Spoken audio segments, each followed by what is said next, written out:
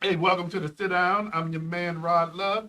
Hey, and to my left is none other than Sister Wynn. How you doing this evening? I am doing well. New year. New Year, and the bald headed guy on the screen without the brim tonight, Dr. Light. How you doing tonight? Let me see if I got a hat around here. Hey, Oh, hey, hey, hey, hey, and you know, I I always see you keep got one that nearby. hey, I see you got that technology working too. You see how camera zooming Yeah, in and zooming out? Yeah, yeah. Hey, y'all ready for 2025?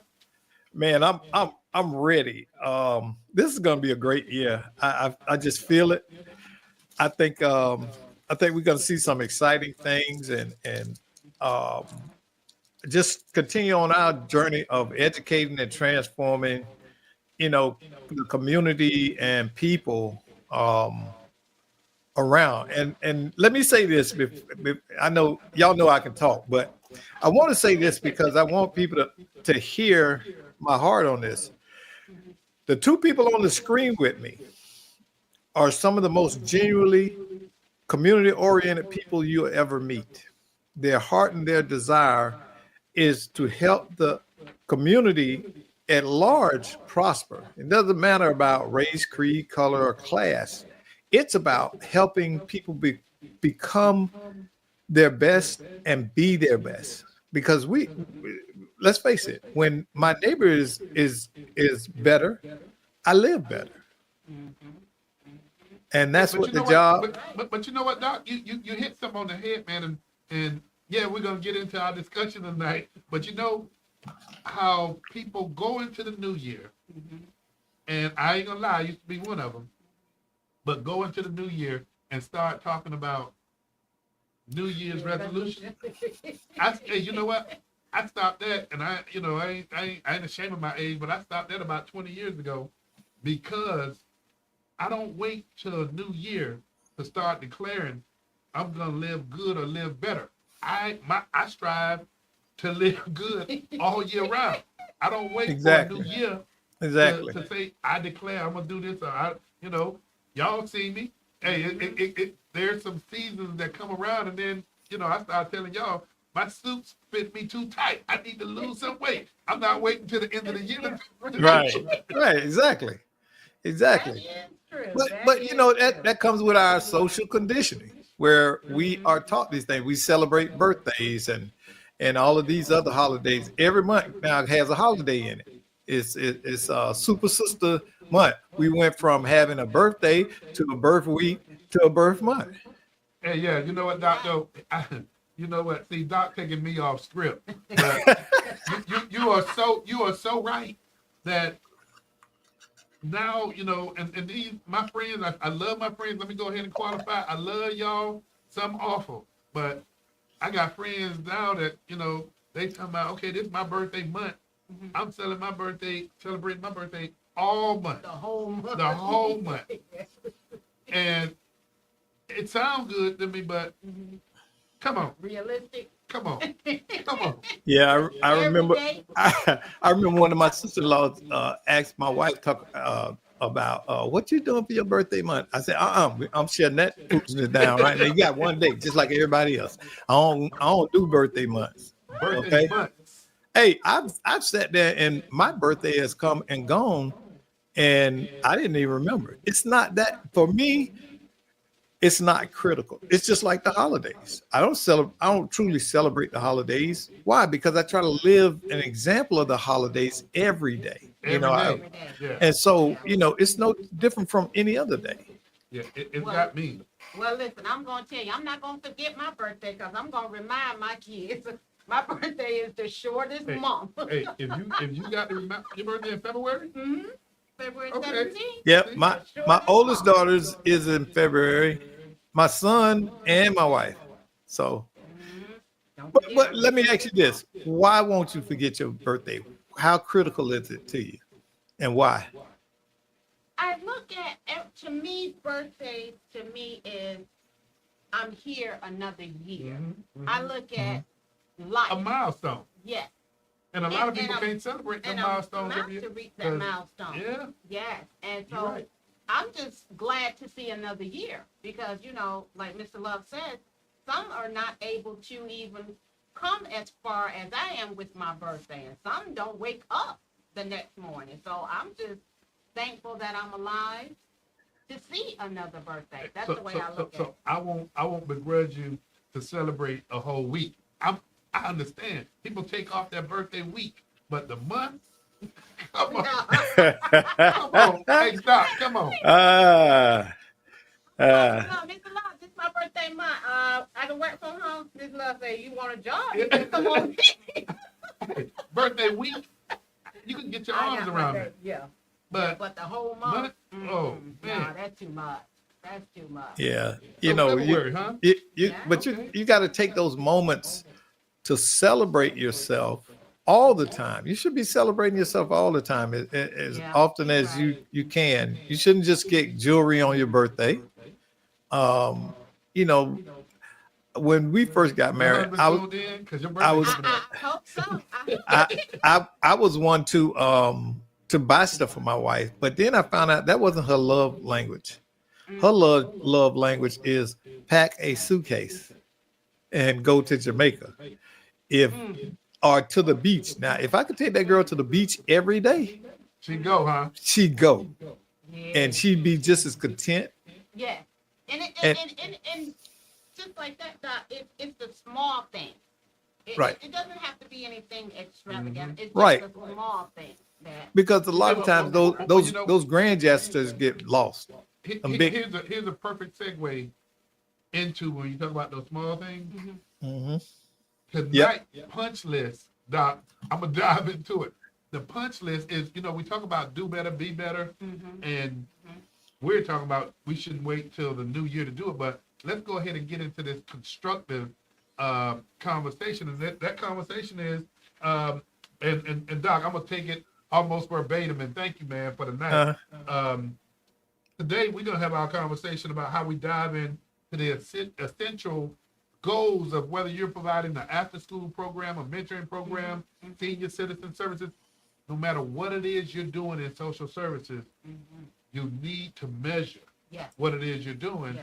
And so Doc did this one up tonight, and let's just talk about it from an academic standpoint for a second. When we talk about after-school programs or academic programs from a support standpoint, and Doc, I'm gonna be running track tonight. I'm gonna pass the baton between you and Sister Wynn. But when we talk about academic support, lead us off, man.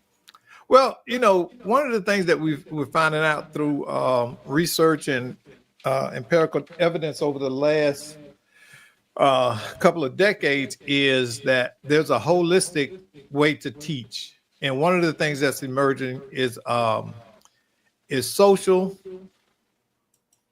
Now, social and emotional, and emotional learning. It's called SEL. Okay, and it focuses on teaching people, children, adolescents, and adults, because we need to take some of them back to remedial life. It teaches them how to manage their emotional state. And you ever heard the term emotional IQ? Yeah. Okay, so emotional IQ is how high your ability to self-soothe, self-regulate, and critically think your way through emotional states. Okay, and the higher your IQ, the less likely you'll deal with conflict or a problem in a negative or self-harming way. One of the things about a lot of kids with autism is their inability to manage their emotions and feelings in certain environments or in response to certain triggers. So that's critical that we learn that, because it impedes us learning everything else. You ever been in a class where there's one child that's just so disruptive that the other 22 kids can't learn? And that's why the school system deals with it on a regular basis. Exactly. And so as a result, we're not measuring that. We're not looking at the fact that this is impacting other learners. We don't say that. We're blaming everybody but the situation. The teacher can't teach because she's too busy managing problems. But Doc, let's talk about this. And Sister Wynn and I told you when we went down our punch list, we know this is in your ballpark. This is in your wheelhouse. Yeah. But some of the things I got enough sense to want to throw this out to you and ask you this question. You know, you're talking about empathy. You're talking about communication skills. You're talking about how do you regulate your emotions and things of that nature. So break that down for us.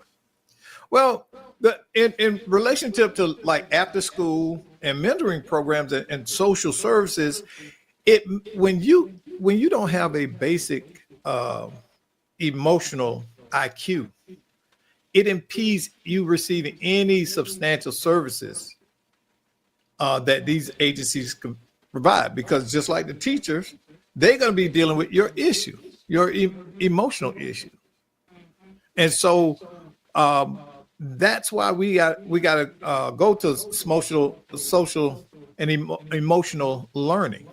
That's why we got to do that now, because we were just teaching academics, but we weren't teaching people appropriate behavior in situations, you know. And go ahead, Ms. So Smith. then, if that's the case with the social and emotional learning, wouldn't the parent also need to be involved with that teacher? You know, I'm gonna pass the baton back to Doc, and you bring up a good point.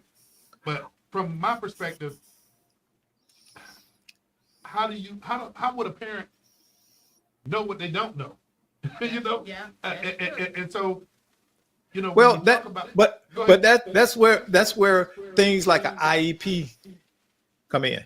Okay, But When Doc, still, when you talk about IEP, that's something that a lot of the school system deliver or provide that. Yeah. Extra but they have the input. They're supposed to have the input of the parents, and give the parents a framework that coincides with the one at school that is in place at home.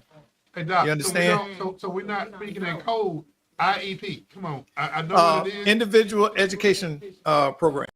Okay, And okay. what it is task and identified tasks through assessment on what the child needs right there, the right then to meet their educational goals. Okay, because again, IEP is about addressing certain impediments to learning. We say, okay, and it's not necessarily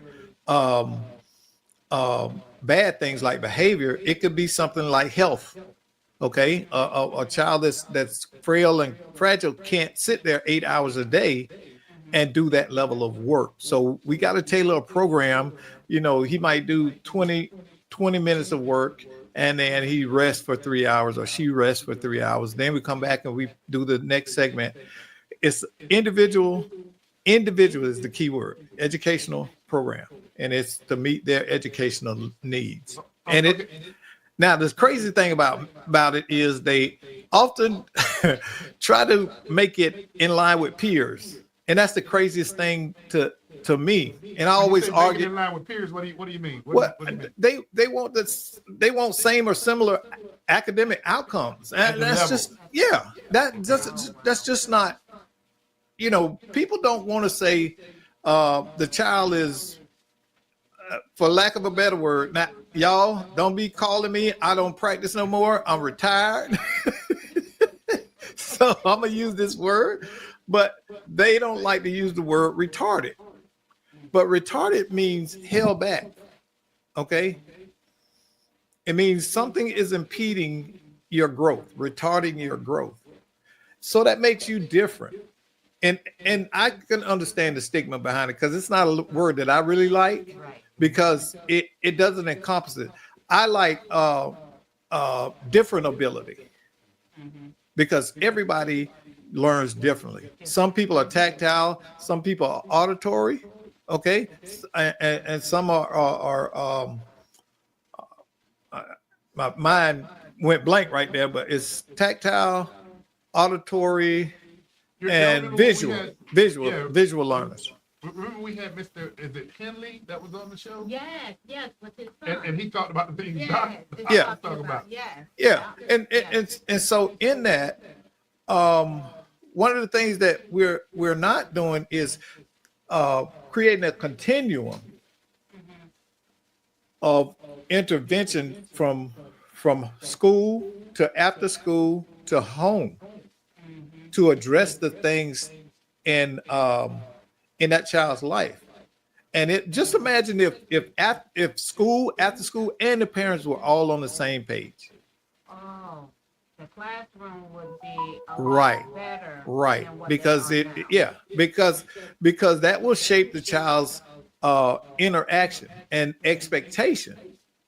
If I'm expected to behave this way at school and after school and at home, that enforcement, that reinforcement will take and stick. Well, Doc, here's what I'm gonna do, because I do want to move us on, but I can't move us on until I hit you with this last thing. And I see, as we're having this discussion, one of the things I mentioned, just from the research that we have here, it talks about empathy, it talks about communication and emotional engagement. But here's something that a lot of people don't distinguish between the two, and they make one synonymous with the other when they're totally different. When you talk about empathy and sympathy. And Doc, you yourself would know that a lot of people look at them, unfortunately, view them as the same. You know, when you talk about empathy, you're thinking about the feelings of others. But then when you talk about sympathy, feeling sorry or pitying somebody. But you have folk that don't distinguish between the two. And that's something I think, you know, when we're talking about just engagement with young people, we need to have them understand the difference between the two. Because if you can relate to how you make somebody else feel or how they feel based on some other triggers, Right, right. then you're halfway there.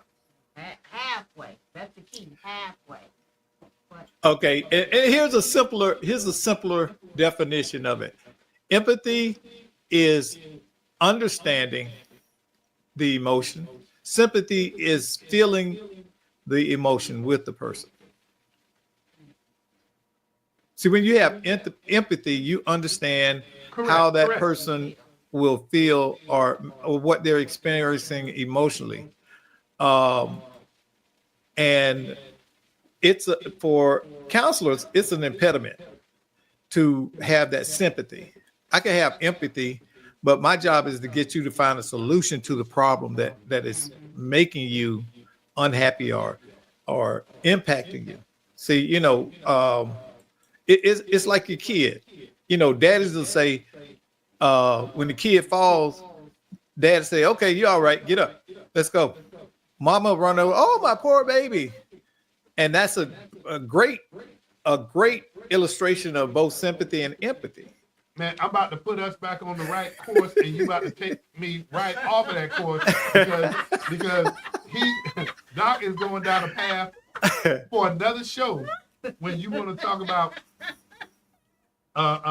and this is what I'm gonna reference it, men raising boys versus women. mama boys. Yep. You know, that boy, I tell you, that can take us deeper into a discussion, and I don't want to do that because me, you, and Doc will get so entwined in this, the time will be gone. But and our purpose is to get our folk arms around that. No matter what services you're providing, it is critically important that you measure whatever it is you're doing. Yes. That whole mama boy, that we need to do a show about that because there's a lot to unpack in that.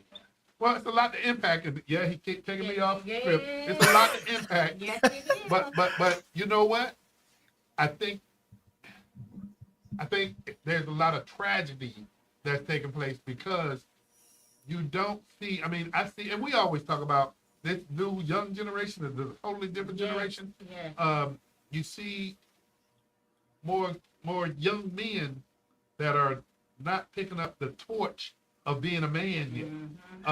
And I think a lot of it is because Later in life. they're being enabled by their mom or woman in their life that, you know, a lot of, let's just say it. You have a lot of men that are being raised, if not by their mother, by their grandmother or auntie. Yeah. But listen, you know what I've noticed about that too? What's the true thing, and it's never talked about, is the emotional state of these young men. Many of them cannot regulate their feelings. That's why they out there killing and doing all this crazy stuff, because they don't know how to regulate their emotion. They don't have social and emotional learning. They don't know what's inappropriate. If it feels good, they just do it. If But they Doc, think, I'm gonna disagree with you. I'm gonna disagree with you okay, to this extent, to the extent that these young men, they know the difference between right and wrong. I mean, Yeah, they do. yeah, they know the difference between right yeah, and wrong. okay, but what makes you assume that they do? You saying they know, and this is oftentimes this could be a critical blockage to us providing help, because we often think that people know better, and we assume that based on cultural what we believe are cultural norms within our culture. You know, we came up, you had to get in that house before the street lights go on. It was certain things that we were told to do and then expected to do them. So Doc, if you ask me the question, do I believe that they know the difference between right and wrong? If you go into a store and you put something in your pocket, why is it that you putting it in your pocket to hide it? It's because you know it's wrong for you to go out that store without paying for it. If you go and Not if perform a okay. physical- I'm glad you're on this topic. We are getting off topic, but it's it's all because of you. yeah. But listen, okay, let me say this. I got to be careful how I say this. There's a part of my family tree where the mom taught the kids to shoplift and boost. Okay. And they were in Walmart and I ran into them and I knew what they were in there doing. Okay. But because mama had taught this to them, because she did it and she wanted to enlist their They still knew it was participation. wrong, Doc. They still knew it was wrong. But it was validated by mom. Society says it was wrong, but mama said it was right. I get where you're going, but I am not gonna agree. It's hey, mama knows it's wrong too. They know it's Yeah, wrong too. but but to what extent psychologically and critical thinking is a barrier to the idea that it is wrong for them? Hey, here's I'm gonna use one word for you, and that word is consequence. Yeah, people don't care about consequences now. And since you took us off topic, and Sister Wynn, you're the sister in the room, so I'm gonna ask you, and I know your son. I watched him grow up. Between you and your husband, who I know as well, who's the heavy? Because my daughters will say I'm the heavy in the house. Who is the heavy? Doc like this. Hey, cause I'm just no nonsense. I know that there's a real world out there, and I want my daughters to be prepared. And no, I'm not gonna be. And my wife, you know, she tightens them up when she needs to, but they know I'm the enforcer. Yeah, yeah. And my husband is the enforcer too, because he tells my son, not just my son, my daughters, you have to realize we're not going to be on this earth forever. We are going to pass away. We need to know that you're able to take care of yourself and that you know the difference between right and wrong, because there are consequences for everything. every action. You're right. You're right. Everything that you do. And it's not only what you do, it's what you say. Because once it comes out, you can't take it back. Hey, boy, you got to be careful You what have- comes and out of your that- mouth. Yes, and like they say, that tongue is a sword, and it will cut you. So you have to be careful what you say and what you do. Yep. And not only that, he has two little girls. So you have to think and know that they are watching what you do and how you act. You know, it's something that is often said that people will listen to what you say, but they'll watch what you do. Yeah. And so, Yeah. you know, that's why. I know your daughters as well. But when we talk about young men, and that's why I wanted to ask you about that. Is I don't have boys, but I will tell you, my daughters will tell you, you can't tell because you're just as hard on us as if you had a son. And I'm not hard just for the sake of being hard. Love my girls to death, but I want them to be prepared for the real world, the no nonsense world. Yes. And Yes. if I get them prepared for that, then the Yeah. rest of it be Because easy. I always say the world will chew you up and spit you out if you're not Because ready for it. the world doesn't owe you anything. No, they don't. And people That's why they will don't chew you get up and that spit you out. reality. I don't And owe you you know, anything. think about this. I had a term where I told this lady this in the store. You know, people let their kids just run around and do everything, right? And her son ran by and pulled out all this stuff and hit me with a basket on the way. And I pushed the basket back. And she looked at me and rolled her eyes. I said, listen, that's your child. That's not my child. Okay. I don't care anything about him. You should have trained him not to do this kind of stuff in the store. Because everybody don't think your child is cute. That's your child. Doc, I get exactly what you're saying because we grew up in a different dawn. Hey, when you went to the grocery store with your mom back in the day, you knew to walk. You knew what distance to walk behind her. You knew not Yep. to be looking at the shelf and pulling stuff. And off what was the shelf. what was the thing she told you at the door going in? Don't ask for nothing. Don't touch nothing. because There you you're go. not gonna Don't get touch nothing. Yeah, yeah. Hey, but you know, it was 5 of us. So it was always one of us that said, "Ma, can we get?" And the rest of us would look. We would be looking because you know back in them days, you could get smacked and no big thing. Now you smack somebody got the camera out, yeah. and then you get out the store And you're and gonna pull me away. Yeah. police with DCF. Yeah. Mm-hmm. Yeah, You that know- is true. I don't say I wish. I just would hope some of the old values that we have, we can kind of instill those in some of the young folks Yeah, because we Yeah. want to be, fun. Well, we facing a time, and it all sounds pretty and good, but we got to look at the fact that if you go on social media, you see 60-year-old mamas dancing with the 20-year-old and the 35-year-old daughters, and trying to be seen and be relevant. So values aren't what they used to be.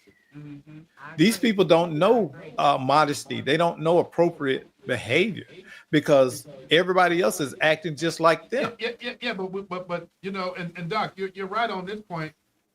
What's the girl name that was on like one of those reality? Jocelyn? Atlanta. She was on I Atlanta know which Housewives, Yeah. and I guess she was married to Stevie J or something. And she has her own show. I just saw it this weekend. I was flipping through the channels, and when you see that these young ladies are on these shows and they got these big bodyguards that are allowing these women to fight each other, and then Johnson will come in and say, "Okay, that's enough." And I'm like, "What state are they in where you see?" It's all assaults taking place? that because it's all staged. They are. Man, Doc, if you saw what I saw, them blows wasn't staged. Listen, that stuff is staged because, like you say, if it was real assault, there's no state in the union where you can get away with that. Well, you know what? Here's what I'm gonna say to you. And assault is not about somebody reporting it, huh? It is. It's just bad to see. So- Even so if it's why- staged. why are even, not- even if it's staged? Well, So- hold up, Doc. But even if it's staged, Mm-hmm.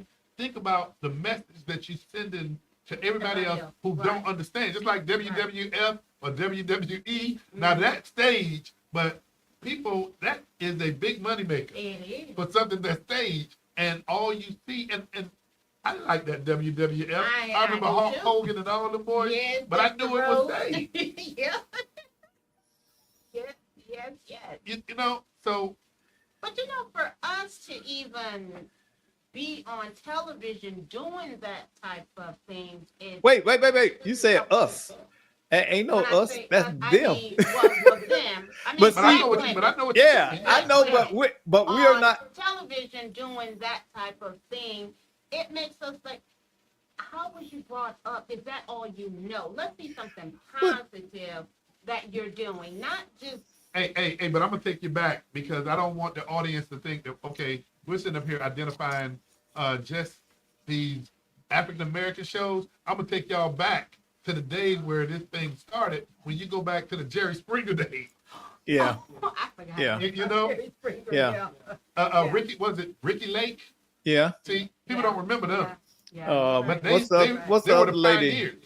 What's the other lady that the guy, With the the first murder glasses? was on? No, that's Sally Jesse Raphael. Uh-huh. The blonde lady. And they took her off the air when this gay guy had a crush on the other guy, and the Oh. guy didn't know. And when it killed them. Yeah, and killed him. I remember. I don't know who that was, but I remember that. Yeah. Yeah, so you know, but we've made antisocial behavior into entertainment in this country. Violence is entertainment. Yeah. Think about it. And it's more sensational. You get more clicks on something that's bad, that's derogatory, that's violent. Yeah. You get more clicks. Yeah. Now, And so what's the social outcome for that for us? well, we What already happens? see what it is. We already see what takes place. Degrading, I guess what you would call the social, and people get into this debate about morality, and I get it. My morality, I shouldn't tell other people that they need to live by what I did, because we all are raised differently, the values and everything. But come on, we do know there's a threshold, if you would, between right and wrong, and I mean, we're talking about some of those things now.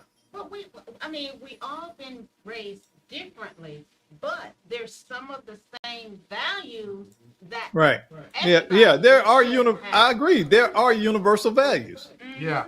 And so we need to be mindful of that, but that's hard to do when you are watching or experiencing do what I said, not as I do. Yeah. And we have a lot of that in leadership now. We got politicians who openly and blatantly lie.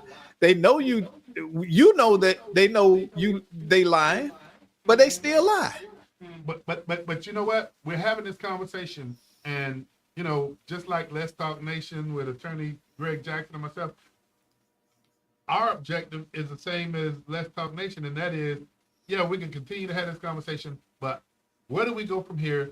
What is the solution? And we don't have all the answers. Right. But I will say this: there's some things out there that's taking place incrementally that I agree with, and one of the things that probably is going over a lot of people's head right now, and that is the law that the state of Florida, that the Florida legislature enacted, that I believe it is in place now, regarding underage children being able to get on certain platforms, social media platforms. Isn't that like- Oh yeah, because they got the block up where if you operate an adult site of any kind, you have to scan your driver's license each and every time you log in to get there. Oh, wow. Okay. Now, it's a stupid law. You know why it's a stupid law? Why? Because you can use a VPN.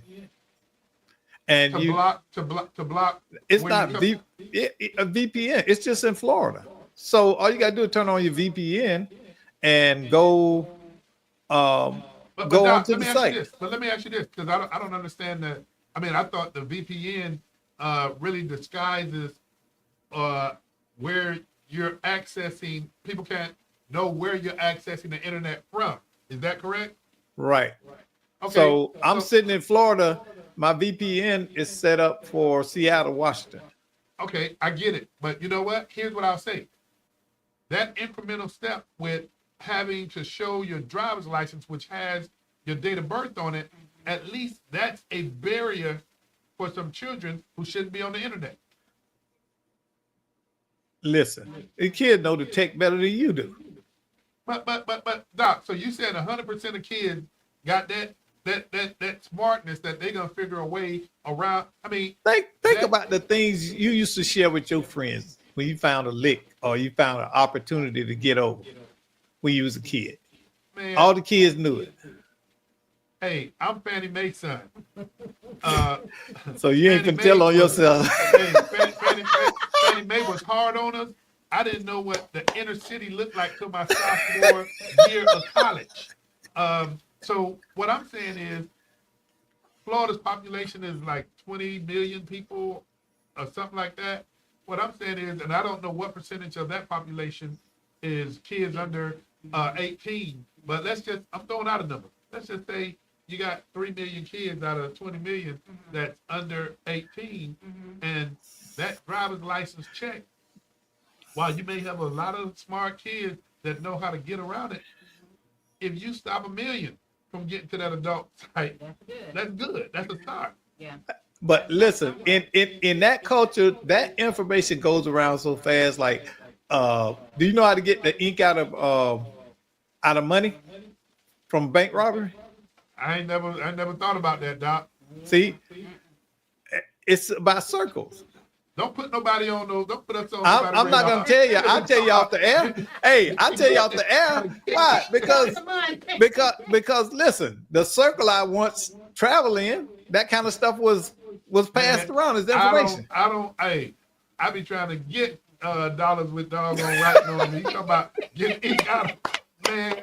Not just using that as an illustration. What I'm saying, Well, nobody's Hey. contacting us. what I'm saying, there's not going to be a cure for everything. No, it's but not. It's not. because somebody said, let's See, put an y'all- impediment or a barrier in place. If it's out of 3 million kids in Florida, if it stops doggone a percentage of that, that's a doggone start.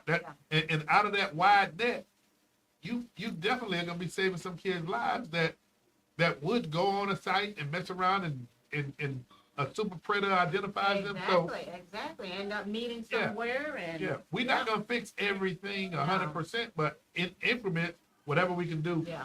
I gotta applaud. I mean, again, this social media piece that prohibits, and it's not 18, Doc, or under 18. I thought it was like 15, 14? yeah, 14 or 15 years 14, old. it's 14. They can't have a if they're under 14, they can't have a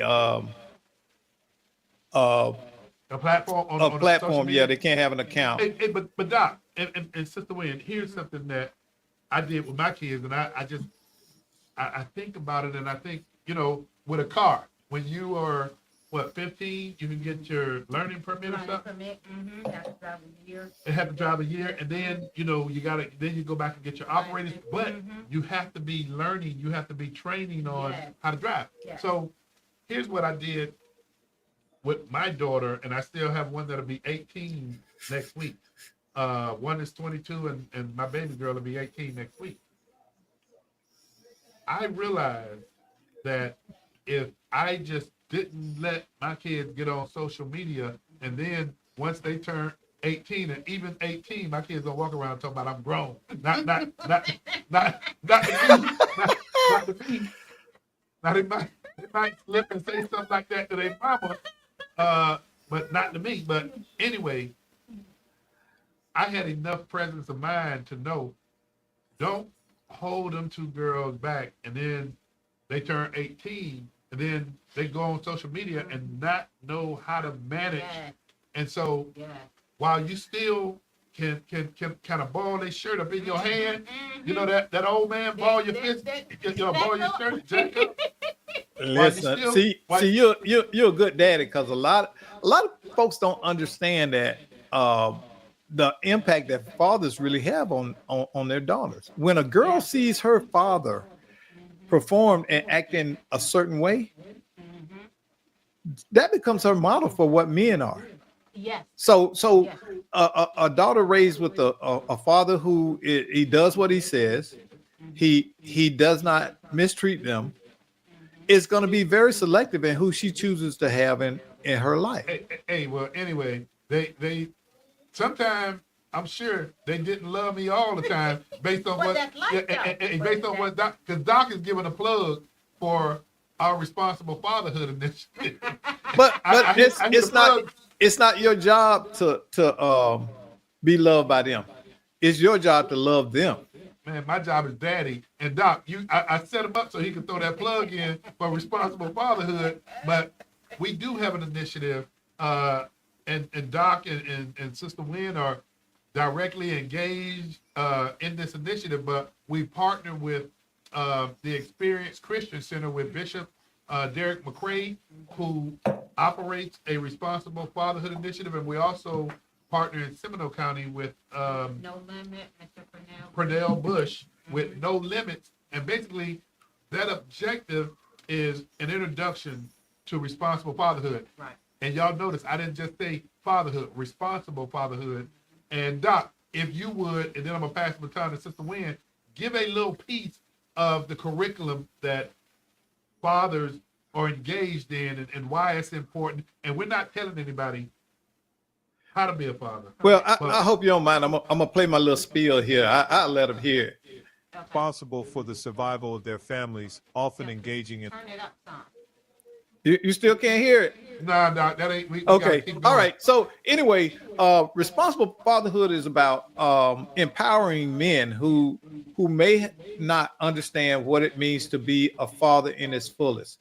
We're not talking about biological fatherhood. We're talking about fatherhood in its totality. Who's there for the physical, emotional, and all aspects of raising that child, being involved, being engaged with the other parent, being engaged with the community on behalf of their child, making sure that they understand that being a father is not just an aspect of giving them money, but being there to make sure that they grow with structure.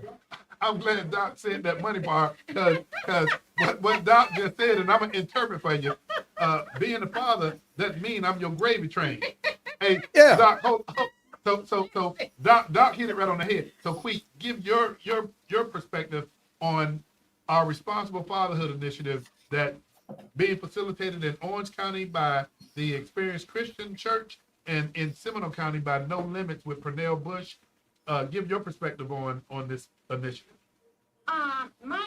The initiative with responsible fatherhood, just like Dr. Light said, it's not being that biological father. You could be a surrogate father, or you can step in for being that father figure for your nephew, your niece, or whoever it may be, to show them the right way and the right things to do in life.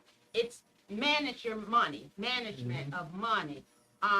Being able to communicate with your child. I think that's very important, communication, that dialogue back and forth. And it's not just the fathers that are in the home, it's fathers that's out of the home, it's Right. fathers that are not with their children's mother. The other aspect of it, Communication. and you hit it right on the head. I don't know about y'all, but me growing up, my mother and father got a divorce when I was in the 4th grade. We're also inclusive of father figures, and you mentioned surrogates. Father figures are just as critically important as biological Yes, fathers. it is. Yeah. If Well, you see, that's know- because it's a choice. Being a father is a choice. It is a choice. You're saying that I love this person, I love this child, and I'm going to be there to make sure that they become the best version of themselves to live in this world, and I'm invested in that. Being a Hey, daddy Doc, means Doc, let me throw this out. See, you and Sister Wynn, y'all sit up here, and I know I was going to say believe it or not, but I know y'all do believe it. Y'all challenge me to challenge y'all. Y'all challenge me to challenge our audience, and the way y'all challenge me is this. And let me get this plug out for anybody who's watching this show. Whether it's you or you know somebody that could benefit from enrolling, and it's totally free, enrolling in the Responsible Fatherhood Initiative.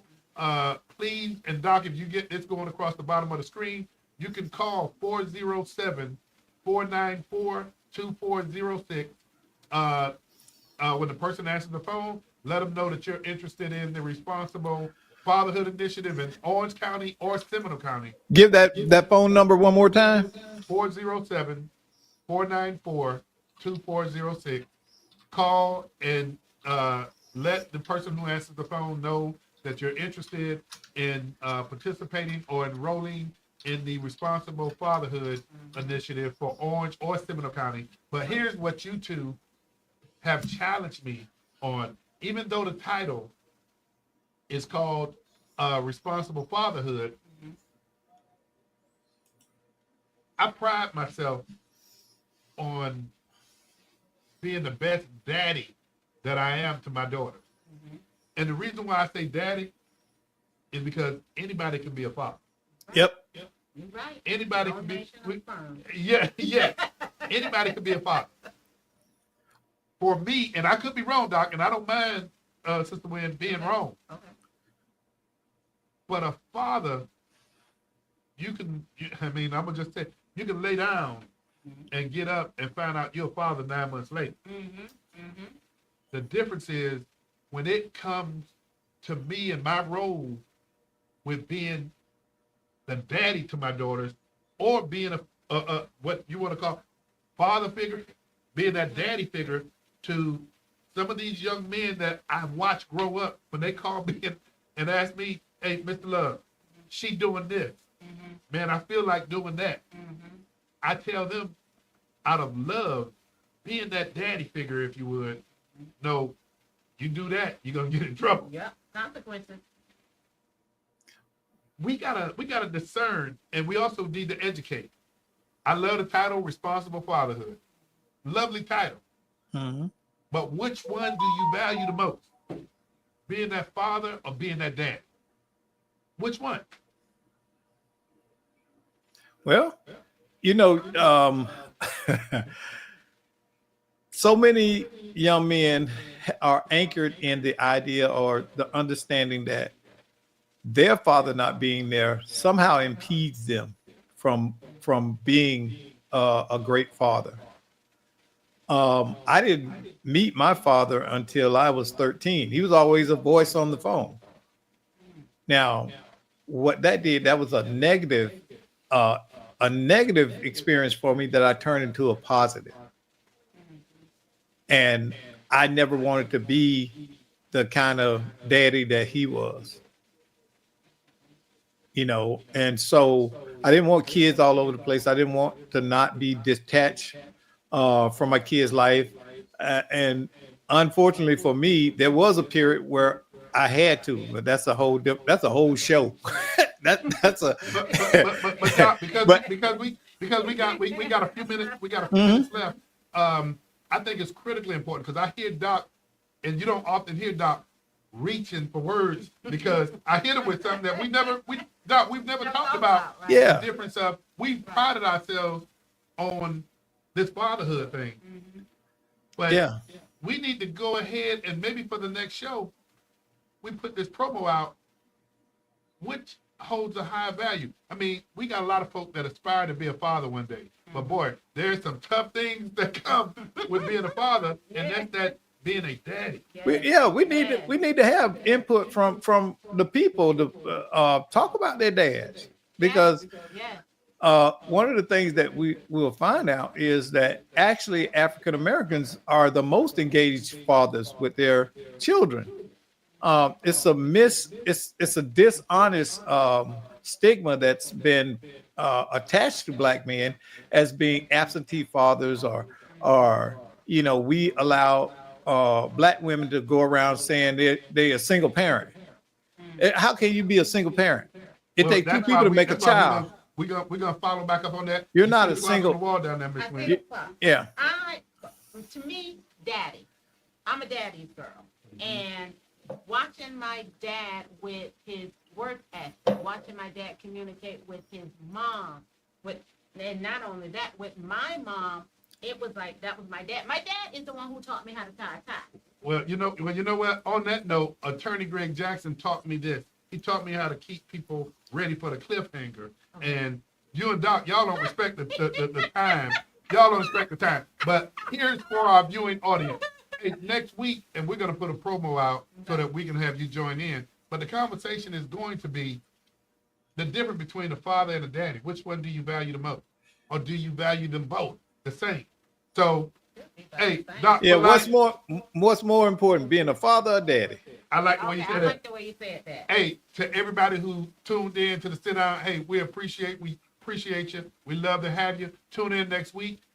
And boy, I tell you, I'm really interested in finding out what the response is going to be. So with that being said, hey, thank you for tuning in tonight. We look forward to seeing you next Monday. And hey, we welcome you to the sit down.